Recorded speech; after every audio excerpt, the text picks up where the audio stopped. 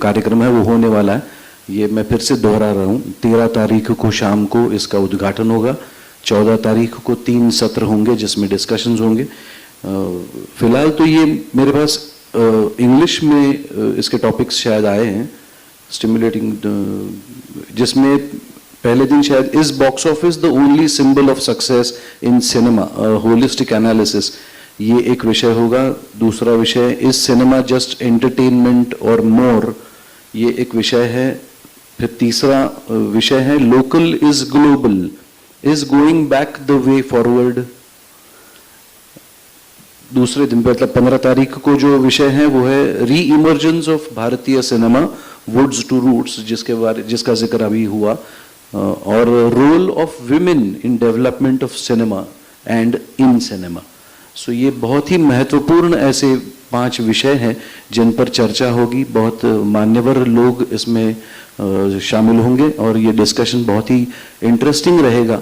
मुझे लगता है इस तरह का, जैसे विपुल शाह जी ने कहा कि ये बाईएनियल है, मतलब 2 साल में एक बार ये सिने टॉकीज होता है।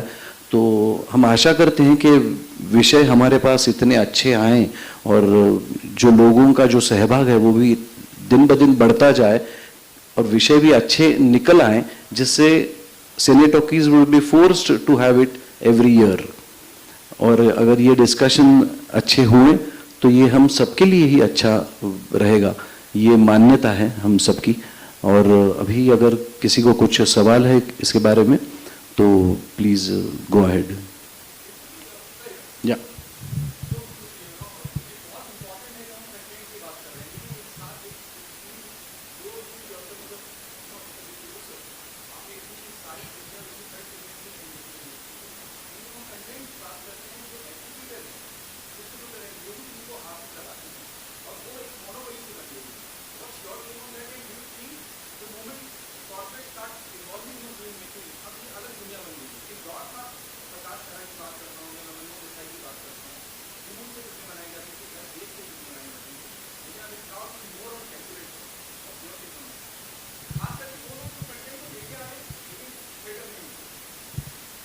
देखिए, ये एक लड़ाई निरंतर है, क्योंकि जो डिस्ट्रीब्यूटर है या जो एग्जिबिटर है वो आर्टिस्ट नहीं है। उसको अपने थिएटर की सैलरी, एसी के बिल, प्रोजेक्शन को संभालना है, क्वालिटी संभालनी है, तो उसके लिए नंबर सबसे इम्पोर्टेंट होता है। Same is with corporate houses, they have a big mandate. कई पब्लिक लिमिटेड कंपनियां होती हैं तो उनको अपनी बैलेंस शीट्स का देखना ज़रूरी होता है।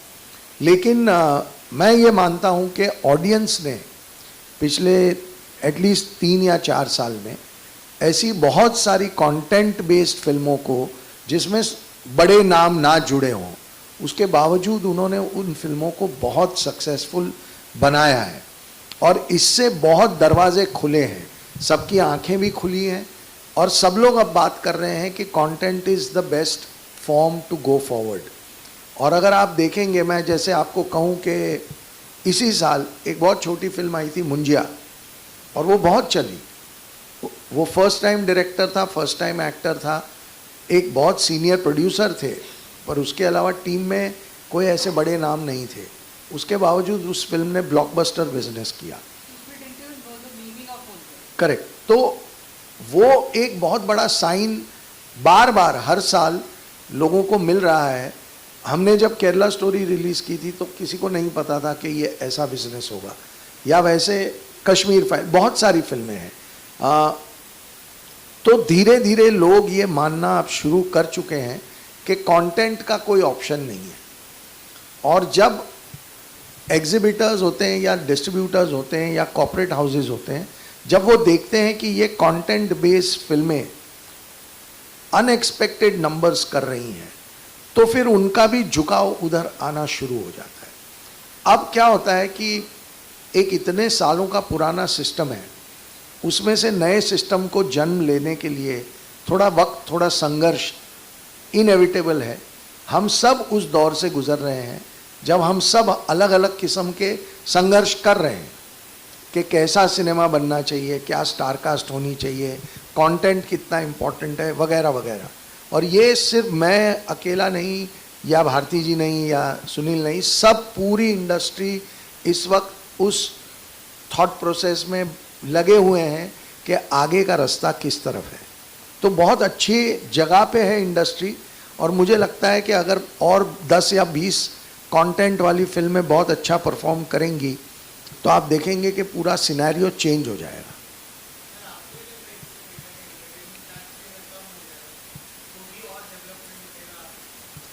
देखिए, एंटरटेनमेंट टैक्स स्टेट वाइज लगाना कुछ स्टेट्स ने चूज़ किया है, बट अदरवाइज जीएसटी के आने के बाद एंटरटेनमेंट टैक्स जा चुका है।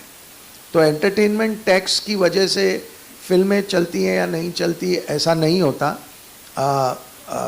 अभी जैसे हमारी केरला स्टोरी को 4 स्टेट्स में टैक्स फ्री अनाउंस किया था, पर जहाँ नहीं भी अनाउंस किया था उससे बिजनेस में कोई अंतर नहीं आया। तो लोग अगर कंटेंट पसंद करते हैं तो फिर वो प्राइस या एंटरटेनमेंट टैक्स की परवाह नहीं करते। और अभी तो एक्चुअली एंटरटेनमेंट टैक्स बहुत कम स्टेट्स में कहीं कहीं लगाया जाता है, बट अदरवाइज जीएसटी के आने के बाद वो ख़त्म हो चुका है।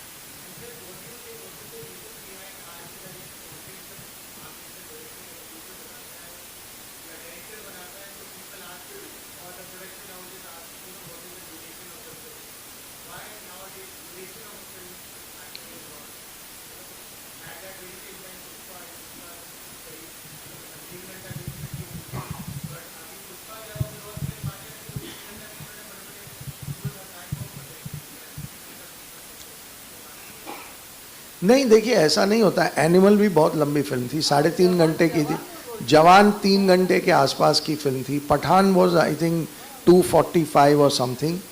ऐसा नहीं है कि फिल्में कंपलसरी। देखिए, हर कहानी की एक रिक्वायरमेंट होती है कि ये कहानी आप कितने ड्यूरेशन में अच्छे से कह पाएंगे, और वही एक क्राइटेरिया होता है। और ऑनेस्टली मैंने अभी तक कभी एक्सपीरियंस नहीं किया जब स्टूडियो ने मुझे कहा हो कि फला फिल्म की लेंथ इससे ज़्यादा नहीं हो सकती। ऐसा नहीं होता।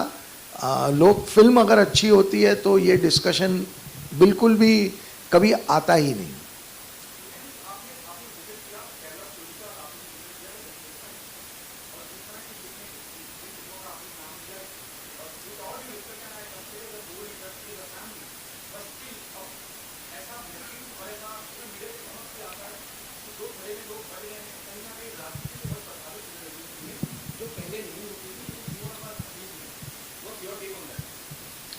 देखिए, हर एक इंसान जो होता है ना, किसी भी देश में और पूरी दुनिया में, हर इंसान का अपना एक पॉलिटिकल व्यू होता है, और होना भी चाहिए। क्योंकि अगर हम डेमोक्रेसी में रहते हैं तो हर एक का अपना व्यू होना बहुत इम्पोर्टेंट है, और वो व्यू को वो एक्सप्रेस करे वो भी उतना ही इम्पोर्टेंट है। जैसे मैंने कहा कि इंडस्ट्री एक बहुत ट्रांसफॉर्मेटिव दौर से गुजर रही है, ये भी उसमें से एक दौर है। हम सबके पॉलिटिकल व्यूज़ पहले भी थे, आज भी हैं। सोशल मीडिया के आने के बाद लोगों ने अपने पॉलिटिकल व्यूज़ के ऊपर कमेंट करना शुरू किया, तो सडनली लोगों को रियलाइज़ हुआ कि अरे यार, हम तो फिल्म इंडस्ट्री वाले हैं या आर्टिस्ट हैं, हम क्यों ये कर रहे हैं। पर ये एक इनिशियल फेज़ है, इसलिए ऐसा एक डिस्कशन होता है। बट मैं और भारती जी यही डिस्कस कर रहे थे अंदर कि ऐसे मेरे बहुत सारे दोस्त हैं जिनकी पॉलिटिकल आइडियोलॉजी मुझसे बहुत अलग है, हम फिर भी आज भी दोस्त हैं। तो ऐसा कोई प्रॉब्लम नहीं है कि कोई बट गया है या लोगों ने तय कर लिया है कि हम ये ग्रुप है, हम वो ग्रुप है। देखिए, अल्टीमेटली फिल्म जो होती है ना, वो सबको साथ में ले आती है।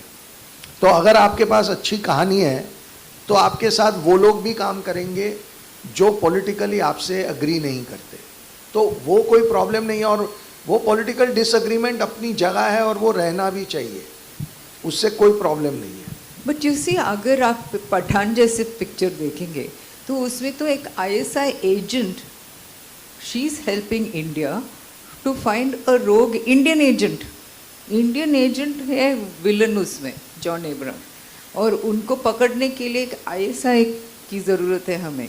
तो ऐसी भी फिल्में बनती हैं और ऐसी भी फिल्म चल रही हैं यहाँ। तो ऐसा नहीं कि सिर्फ एक सोच चल रही है, you have all kinds of thoughts going around, and they're all doing well if they're well made.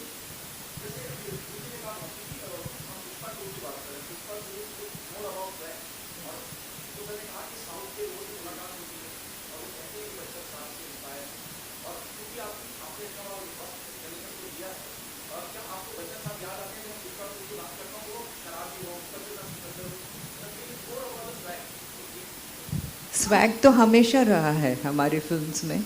Without swag you don't have a hero. तो I mean except maybe वो अमोल पालेकर, वो एक ज़माना था जब बॉय नेक्स्ट डोर वाली फिल्में चल रही थी.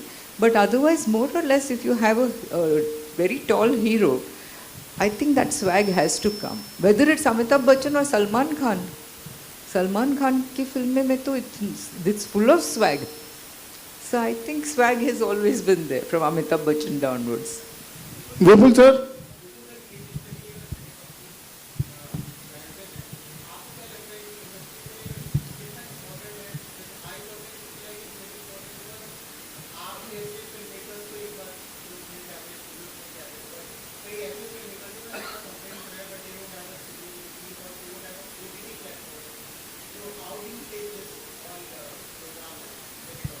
देखिए, मैं मानता हूं कि ये सिर्फ बिजनेस के पॉइंट ऑफ व्यू से नहीं है.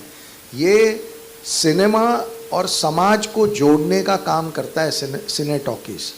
हमारे समाज में और हमारे सिनेमा में कोई अंतर है तो उसे मिटाने के लिए एक बहुत कॉन्क्रीट कंस्ट्रक्टिव एफर्ट है, जहां हम कई बार हम जो नए लोग आते हैं इंडस्ट्री में, उन्हें एक सही पर्सपेक्टिव नहीं पता होता, तो वो एक गलत थियरी को लेके गलत रास्ते पे चले जाते हैं. पर अगर सिने टॉकीज जैसा कार्यक्रम हर साल हो और उन नए लोगों को सही रास्ता देखने मिले, उन्हें समझ आए कि सही रास्ता क्या है, तो 5 साल के बाद, 10 साल के बाद आप इसका एक जो इम्पैक्ट सिनेमा पे देखेंगे और सिनेमा के थ्रू समाज पे देखेंगे, वो एक बहुत बड़ा कंट्रीब्यूशन होगा सिने टॉकीज का, संस्कार भारती का. तो मुझे लगता है कि ये एक बहुत ही महत्वपूर्ण एक्टिविटी है. और जैसे कि अभी सुनील ने कहा कि हर 2 साल में होती है, मैं तो कहता हूँ हर 6 महीने में होनी चाहिए, ताकि हम ज़्यादा जल्दी, ज़्यादा तेज़ी से हम लोगों को एक सही पहचान अपने देश की, हमारे समाज की, सिनेमा के ओर हमारी रिस्पॉन्सिबिलिटी की, हम उनको जल्दी से जल्दी सिखा सकें. एक उन कब से राह देख रहे हैं, तो एक सवाल उनको पूछने दीजिए प्लीज. विपुल सर, मेरा सवाल आपसे है. मेरा मानना है कि आज का जो फिल्मकार है कहीं ना कहीं मर्यादा भूल रहा है, लिमिटेशन भूल रहा है. फिल्म कमर्शियल एंगल से वो ज़्यादा सोचता है बनाने से पहले. भरपूर एक्शन, भरपूर सेक्स ये दिखाने की कोशिश की जा रही है. और साथ ही मेरा एक सवाल और भी है कि जो आज सोशल मीडिया के दौर पर जो यूट्यूबर्स हो या जो मोबाइल के थ्रू फिल्में बनाते हैं, क्या आप उनको भी फिल्मकार मानते हैं? क्या आपको नहीं लगता इन मुद्दों पे भी चर्चा होनी चाहिए सिनी टॉकीज 2024 में?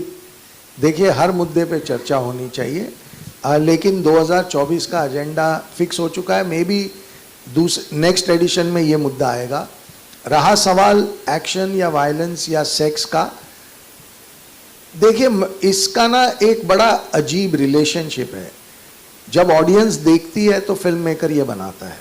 ऑडियंस देखना बंद कर दे, कोई फिल्म डायरेक्टर नहीं जाएगा उस तरफ, या कोई फिल्म निर्माता उस तरफ नहीं जाएगा. मैं पर्सनली किसी के ऊपर कोई जजमेंट पास नहीं करता कि किस फिल्म निर्माता को क्या करना चाहिए या किस डायरेक्टर को किस टाइप की फिल्म बनानी चाहिए. इस पे वो सबका अपना स्वतंत्र अधिकार है, और हर इंसान वही फिल्म बनाने की कोशिश करता है जो उसे लगता है कि ऑडियंस बड़े नंबरों में देखेगी. और हकीकत यह है कि अगर ऑडियंस इस टाइप की फिल्में जो हैं वो अगर देख रही हैं, तो फिर वो फिल्म निर्माता या फिल्म निर्देशक गलत नहीं है, वो सही है अपनी जगह, क्योंकि ऑडियंस वो चाहती है. सेकेंड थिंग इज, हमारी फिल्मों में जितना वायलेंस हमारी फिल्मों में हम दिखाते हैं, कोरियन फिल्मों में अगर आप देखेंगे वायलेंस, तो आप शायद पूरा सीन देख भी नहीं पाएंगे, आंख बंद कर लेंगे. और मैं आपको एक बहुत इंटरेस्टिंग रिसर्च बताता हूं. अभी एक रिसर्च हुआ कि बोरीवली से चर्चगेट जाती हुई ट्रेनों में और वापस आती हुई ट्रेनों में आप देखते हैं अक्सर लोग फ़ोन पे हेडफोन लगा के फिल्में देख रहे होते हैं, कंटेंट देख रहे होते हैं। तो एक सर्वे हुआ कि वो क्या कंटेंट देखते हैं, और आपको जान के ताज्जुब होगा कि 70% ऑडियंस कोरियन सिनेमा देख रहा था। तो उनको हमारा वायलेंस बहुत माइल्ड लगता है, उनको वो वायलेंस करेक्ट लगता है। तो अब आप बताइए कि अगर एक आदमी कोई रिवेंज की स्टोरी या वॉर की फिल्म बना रहा है या कोई इंडिपेंडेंस रिलेटेड कोई फिल्म भी बना रहा है, तो वो वायलेंस को किस नज़रिए से देखे, क्योंकि ऑडियंस तो अब कोरियन सिनेमा टाइप का वायलेंस देखना चाहता है। तो ये दुविधा देखिए, यही जो है ना समाज और फिल्म मेकर के बीच में ये एक कम्युनिकेशन बनना चाहिए, ताकि वो हमें अच्छे से समझे, हम उन्हें अच्छे से समझें। और ये जो कड़ी है इसमें cine talkies is a very important factor. ऐसे जब सिनेटॉकीज जैसे अच्छे प्रोग्राम होंगे तो ये कम्युनिकेशन इम्प्रूव होगा, कड़ियाँ जुड़ेंगी, तो फिर ये कंप्लेंट्स जो हैं फिल्मों से या वेब शोज से वो अपने आप कम होना शुरू हो जाएंगी। और सबसे इम्पॉर्टेंट बात, जो नई जनरेशन के डायरेक्टर्स या प्रोड्यूसर्स आए हैं जिनकी बहुत सारी अपब्रिंगिंग हॉलीवुड या इंटरनेशनल सिनेमा पे हुई है, उनका चॉइस है कि वो वही सिनेमा ज़्यादा पसंद करते हैं, तो फिर उनकी सोच उस ढांचे में कहीं ना कहीं ढल जाती है।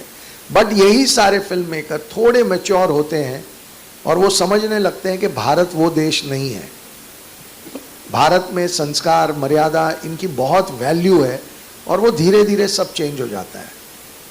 तो ये कम्युनिकेशन के लिए और इस संवाद के लिए सिनेटॉकीज जैसा प्लेटफॉर्म बहुत उपयोगी साबित होगा हमारी पूरी इंडस्ट्री के लिए और समाज के लिए। कहीं ना कहीं समाज में हमारा बहुत इम्पोर्टेंट रोल होता है, मेरा ऐसा मानना है। अक्सर हमने देखा है कि जो नेगेटिव चीज़ होती है काफ़ी तेज़ी से फैलती है। हम भी जब असाइनमेंट में जाते हैं, कोई पॉजिटिव स्टोरी होती है तो उसको ध्यान नहीं देता असाइनमेंट। अगर नेगेटिव स्टोरी होती है तो बहुत ज़्यादा उसका चाव होता है, उसके ऊपर बहुत सारी कवरेजेस आती है।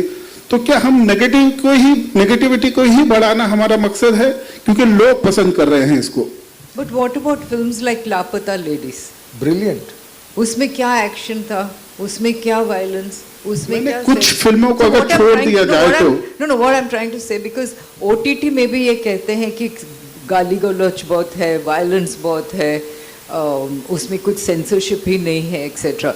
लेकिन मैं हाल ही अभी वो बंदिश बैंडिट्स देख रही थी सीजन 2, और इतनी अच्छी बनी है, और उसका सब्जेक्ट ही क्या है, इट इज़ राष्ट्रीय संगीत versus pop culture and generational घराने के बारे में। तो and it is so interesting, you feel like watching it just as you feel like watching Kali Kali Aankhe or whatever, you know. How? Another great Panchayat, example. yes, another example is Panchayat. गुल्लक है, तो I बहुत think सारे show. सब side by side आपको दोनों type के content मिलती है. It's up to you to choose what you want to watch. जो आपने कहा ना नेगेटिव न्यूज़ ज़्यादा अट्रैक्ट करती है, हमें ये भी समझना पड़ेगा कि सोशल मीडिया एक बहुत नया प्लेटफॉर्म है और उसे अभी मैच्योर हो रहा है। वो जब एक मैच्योरिटी पे पहुंचेगा तो आप देखेंगे कि ये नेगेटिव न्यूज़ का चलना कम होना शुरू हो जाएगा और मैच्योर तरीके से बताई हुई न्यूज़ ज़्यादा अप्रिशिएट होना शुरू हो जाएगी, जिसके ऑलरेडी आसार विदेशों में और हमारे देश में भी दिखना शुरू हुए हैं। ठीक है sir, thank you so much. आप कुछ पूछना चाहते थे? एक मिनट, माइक आ रहा है आपकी तरफ। सर मेरा क्वेश्चन ये है कि जो अभी के अपकमिंग एक्टर्स हैं वो सोशल मीडिया के फैन फॉलोइंग के हिसाब से सिलेक्ट किए जाते हैं, और जो स्ट्रगल करते हैं, जो जेन्युइन एक्टर्स हैं, उनको मौका नहीं मिलता। इस पे आप क्या कहेंगे सर? नहीं, ऐसा कुछ भी नहीं, ऐसा कुछ भी नहीं है, ये कहने की बातें हैं। अगर ऐसा होता तो ऐसे बहुत सारे लोग हैं जिनके 7 और 8 और 9 और 10 मिलियन फॉलोअर्स होते हैं और उन्होंने आज तक एक भी फिल्म नहीं की है। तो ऐसा बिल्कुल भी नहीं है, पर अगेन ये सारी इन्फॉर्मेशन कहीं से सोशल मीडिया पे ही वायरल हो जाती है और लोग मानने लगते हैं, पर हकीकत में इंडस्ट्री ऐसे नहीं फंक्शन। सही है, तो फिर Urfi, what's her name? Javed. She should be a superstar then. मैं एक रिक्वेस्ट करूंगा कि सिने टॉकीज पर आधारित अगर आपके सवाल हो, क्योंकि देखिए मतलब चर्चा शुरू हो गई तो कहां कहां तक जा सकती है और ये कितना जरूरी है सिने टॉकीज का होना, ये भी आप सबको पता चल गया होगा। तो विषय तो बहुत सारे हैं, चर्चा भी होती रहेगी, पर आज की जो पत्रकार परिषद है उसका आयोजन इसीलिए किया गया है कि आप सिने टॉकीज से रिलेटेड, से संबंधित कोई सवाल आपके हो तो आप वो जरूर पूछिएगा।